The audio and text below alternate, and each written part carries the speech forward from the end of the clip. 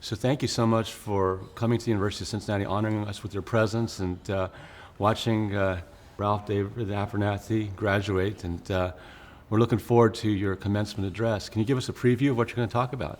Well, I don't know exactly how it's going to come out. Okay. But every problem that the world faced when I graduated in 1951 from Howard University, everything I was afraid of literally became my career. And I remember being panicked at my graduation because I had a degree but no job.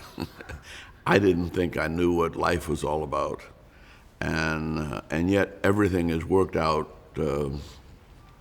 far greater than anybody could have imagined.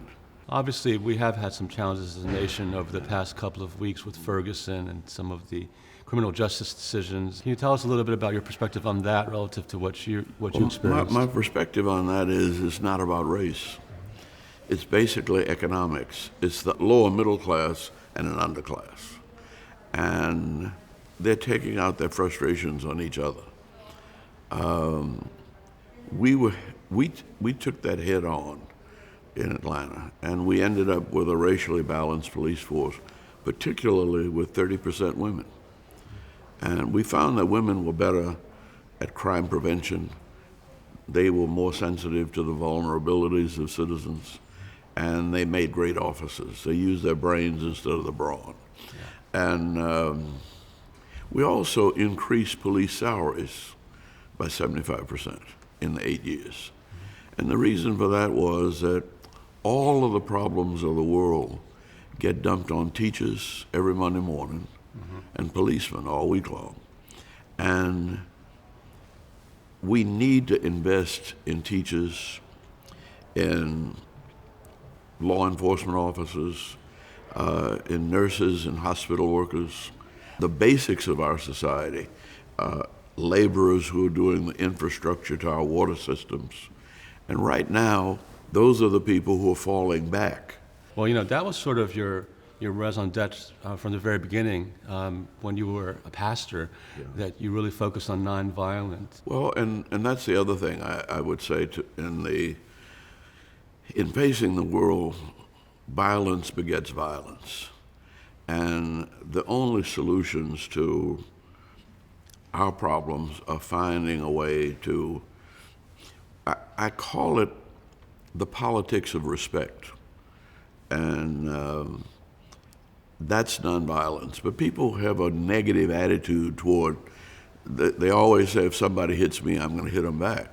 Well, why don't you talk to them and show them a little respect, and maybe they won't hit you. Absolutely. And so I've had that experience in the Carter administration, where for 4 years, no American soldier got killed in war, and no American soldier killed anybody.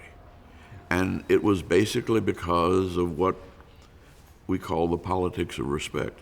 I think that works not only in wars, but it worked for me in grammar school. People said that, where did you study to be an ambassador? Well, I was a biology major in college. Just like me. My daddy wanted me to be a dentist. Okay.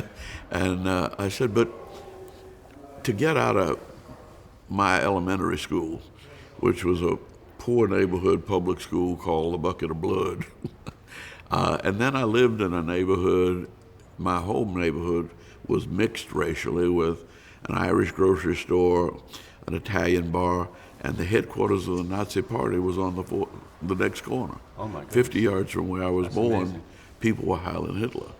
So I had to learn to get along with the world literally before I went to kindergarten. When did you read about Mahatma Gandhi? I know that he had an influence on you. I didn't pick up Gandhi and read it until I'd graduated. And a number of presidents of the historically black colleges were invited to the Gandhian Indian independence in 47. And they came back. So I heard my college president, and everybody was talking about Gandhi, the power of people resisting and overthrowing the British Empire. That's not exactly what they did, but that was a good way to get us to think about it. Ralph David Abernathy's grandson is graduating here at the University of Cincinnati. We're incredibly proud of him. And clearly you were very close to Ralph David Abernathy. Could you tell us a little bit about what Reverend Abernathy would be thinking if he saw his grandson graduate today? Reverend Abernathy is one of the most important and probably the most misunderstood members of the leadership of the Civil Rights Movement, because his role was really to protect Martin Luther King, not from physical abuse, but Martin was a 26-year-old. Ralph wasn't much older. I think Ralph was 30. But they were two young preachers who, if they had been pitted against each other, we wouldn't have had a civil rights movement. But Ralph took the second spot. And Martin couldn't do anything and wouldn't do anything without Ralph. He learned how to lead by being number two. And I think I learned a lot of those lessons. I've never struggled to be in the front. I didn't want to run for Congress. Nobody else would run. But then when Jimmy Carter started running for president, I got behind him. And then I got behind Billy Payne for the Olympics. And I was behind Martin Luther King. I never wanted to be the front runner of a leader. And I think Ralph was that way too. You're a good basketball school.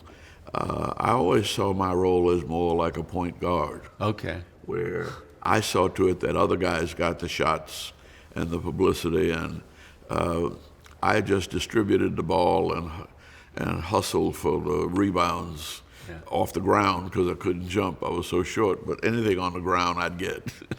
I think in business and in politics and in life, we've talked with young people who tend to get in trouble because they're always competing with each other. And we've tried to get them to see that to make it in life, you've got to create a team, that individuals really don't go very far. But a team will take everybody along. Tell me a little bit about the Carter years and how you met him and what it was like to be part of his team. Well, I met Jimmy Carter under very strange circumstances because I told him the only thing I knew about America's Georgia was Sheriff Jim Chappell. Okay. Well, he said, oh yeah, he's a good friend of mine.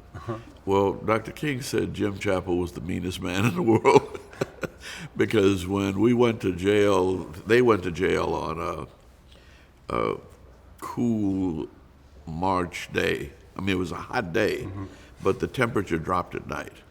And when we went to try to bring them sweaters and blankets in jail, Jim Chappell said no, they should have thought of that before they broke the law. And he turned on the fans to pull the cold air in. Okay. And it was a very mean thing to do, we thought. So I started out rather negative about Jimmy Carter, not thinking anything in South Georgia. But then more and more the things that he did defied the image that I had, the prejudice that I had. For one thing, one of the first things he did was deputize every high school registrar in the state to register voters so that no high school graduate finished high school without being a registered voter in Georgia. That's powerful. And you did that yourself in Selma, right? You did that, Well, but he did it across the board. Yeah. And so he was for voting rights. He came from a county that was 80% black. So he was more comfortable with black people than any white person I'd ever known. And he expressed that by disagreeing with you. I mean, he would get into an argument when most white politicians were trying to appease you and agree with you. He always had another side, and he would provoke you to think and reason with him, and I liked that. When he asked me to go to the United Nations, I wasn't really interested. I wanted to stay in the Congress. And even Mrs. King said, Adlai Stevenson could only last at the UN for 2 years. How long do you think, or under Kennedy, how long do you think you're going to last? See?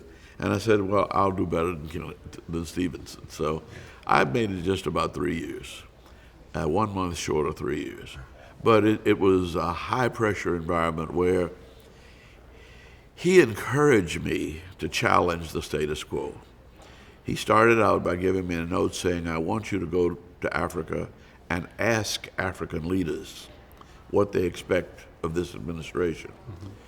Well, he did the same thing with the Russians. He did the same thing with the Chinese, the Japanese, the Germans, Middle East, Panamanians. And what he found was that what they wanted was basically what we wanted to do. In fact, they wanted far less of us than we wanted to do. For instance, the Africans said, we don't want to take on South Africa. We need your help with Zimbabwe and Namibia. And in order for them to have free and fair elections, we'll have to engage with the South Africans over a period of 8 or 10 years maybe. And maybe by that time, they will learn to trust us. And it'll be easier for them to come along. The Egyptians didn't want to tangle with Israel. And Israel really realized they got the jump on them and they might not get the jump on them. So both of them wanted peace. He literally forced that peace, which has lasted 40-some years. And cost no money and no lives to speak of.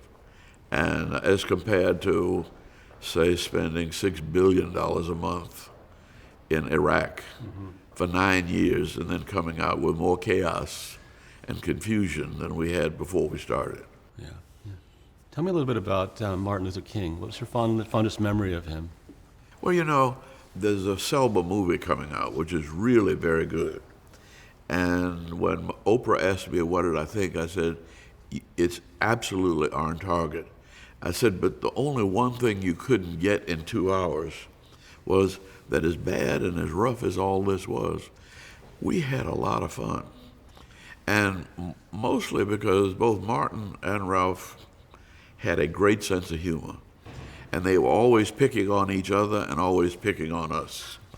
And they would laugh at the possibility. They'd say, now, all of us are not going to get back out of Selma alive. There's no remission of sins without the shedding of innocent blood. And then they'd say, well, Andy, this might be your turn, but don't worry. If you take a bullet for us, we can preach you in heaven. And then they would start saying all the embarrassing things, you know, that they could think of, and as though they were doing my confession. And they say, but Lord, he meant well. Give him a chance. But they would they would preach a funeral that was more like a Richard Pryor funeral, you know, than something you'd think of as sedate and holy. It was raucous and humorous, but that was the way he made us deal with death. Not by internalizing it and becoming fearful, but by bringing all of the dangers out into the open and forcing you to laugh at yourself in death.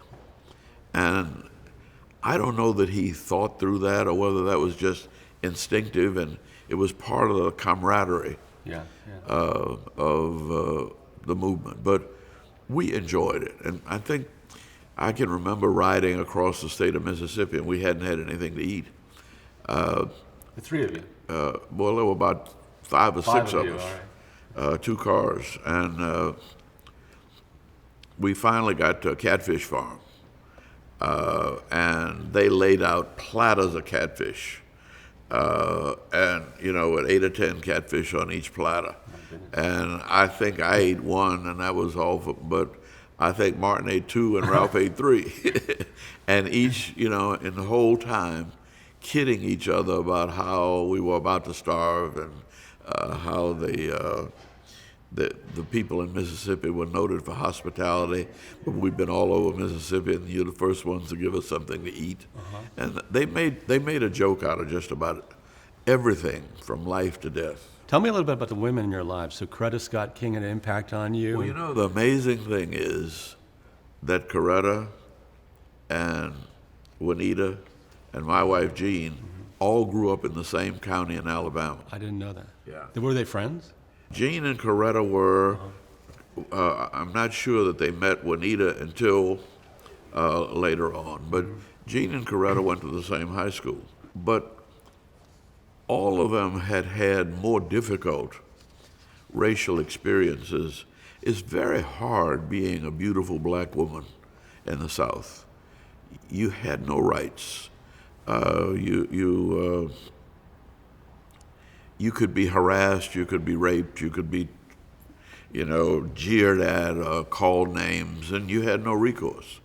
And both Coretta and Jean were, during their teenage years, their families suffered great losses of businesses that had been built up for generations.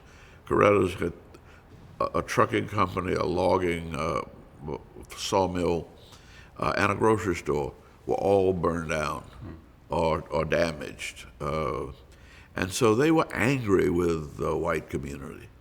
But there were two teachers two Quakers, who came down to teach, who arranged for Coretta to go to Antioch College, and Jean and her sisters to go to Manchester College in Indiana, Church of the Brethren School, where a course in New Testament nonviolence was a required course.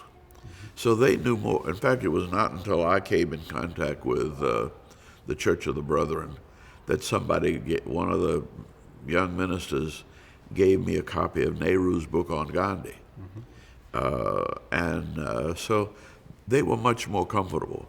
Martin, having studied theology in the post-war years, had studied Reinhold Niebuhr and Paul Tillich and people who were so against Hitler and the Second World War that they kind of blamed the church's nonviolence for not taking on Hitler earlier. So they were totally committed. When you're going to someplace and where you know you might not come back, you might have a wife who said, "I wish you wouldn't do this." I don't think any of them ever said that to us. So they were pretty critical, right, in supporting you? They were very, and I say all the time that if we had married any of the girls we were dating in college, you probably never would have heard our names. But we met these three girls from this. Well, it was a very interesting county because Julian Bond's father did his PhD dissertation on that county. Oh, I didn't know that. And it had a school founded by Congregational missionaries on land owned by black freedmen. And in the 1940s, it had produced more PhDs from that county than any other state in the country. That's remarkable. And it was because of that little school and the fact that it had the kind of reputation of being able to attract really dedicated teachers from all over the country. Cycles back to what you're saying about paying our teachers properly. Exactly. Yeah. Last time I met you, we were in Atlanta. I don't know if you remember. There were a group of us from Cincinnati that came down. And we were talking to you about the Atlanta Miracle. And actually, there was a time when Cincinnati was bigger than Atlanta. And you were talking about daring to build the world's largest airport and to bring the Olympics to Atlanta. Tell us a little bit about your view of Atlanta and Cincinnati, the tale of two cities. Well, I think that there are a number of differences, but the major difference, I think, is a collection of historically black colleges, which created an independent black leadership. Atlanta had a barber, Alonzo Herndon, who basically cut white people's hair. But he was a very good businessman, that formed an insurance company and out of a burial society and helped to found a bank. And he actually helped to finance the Niagara movement in New York in 1906 that led to the foundation of the NAACP. And, and so there was always, it was a race town. The black population was about half and half. W.E.B. Du Bois taught at Atlanta University. Whitney Young was dean of the School of Social Work. Martin Luther King's grandfather was the treasurer of the National Baptist Convention, which had 6 million members back in the immediate in the 30s and 40s, and so it was a power base of Black America there. Mm-hmm. And then the key decision, I think, was probably made by the business community when Mayor Hartsfield bought the airport grounds and gave Delta all the property they wanted for 50 years for $1 a year. That was the key, I think. Yeah. And then he put lights, red lights on Peachtree Street, mm-hmm. and he got voted out of office. And so he and Mr. Woodruff of Coca-Cola and the business community got together and decided there just were not enough progressive white people mm-hmm. to move the city forward. So they went out to the black colleges, and with the black college presidents and key preachers like Martin's father and grandfather and the African Methodist Episcopal Church bishops, they created a black business coalition that re-elected Mayor Hartsfield, but they have elected, that coalition has elected every mayor since about 1948. And you don't see the same kind of coalition in Cincinnati, would you say? Yeah. No, you don't, and when we tried to put it together on that downtown project, yeah. The business community was more interested in the money and thought they didn't need a black contractor. What you need to do is build up black leadership. Absolutely. So yeah. that they have the authority and respect to give leadership both to you in the business community mm-hmm. And also to their own people. The black business community is the middle ground between white wealth and black poverty. If you don't have that middle ground, you have Ferguson. Understood. See, now, what we did was, as I said, we gradually integrated the police force till it was half and half. And actually, when it got over half, because police started leaving and going to the surrounding counties, I brought in a white police chief and a black police commissioner, public safety commissioner, because racial balance is important both ways. Absolutely. Well, that's very helpful. Well, one more question. We have to get to the graduation pretty soon, but we were very fortunate here at University of Cincinnati to get the Shropshire papers, and that's the song "We Shall Overcome." Yeah. What does that mean to you? Well, it's been a song that has been the anthem of the movement all around the world, and it's one of the things that I think attests to the relevancy of nonviolent social change. When the Chinese stood up in Beijing, Tiananmen Square, they had "We Shall Overcome" painted on their T-shirts. When the Polish freedom fighters faced the Russians and the Berlin Wall came down, they were singing "We Shall Overcome." South Africans sing "We Shall Overcome." And it was a symbol of the possibility of change without violence. And that's what the world desperately needs. Well, thank you very much for giving that message to our students and for being here. I hope to show you that a manuscript and the score at some other occasions. Well, someone gave me the book. You have it? I haven't read it, but I got it last night, and I'll look at it on the way home. Thank you very much. Thank you very much. God bless you.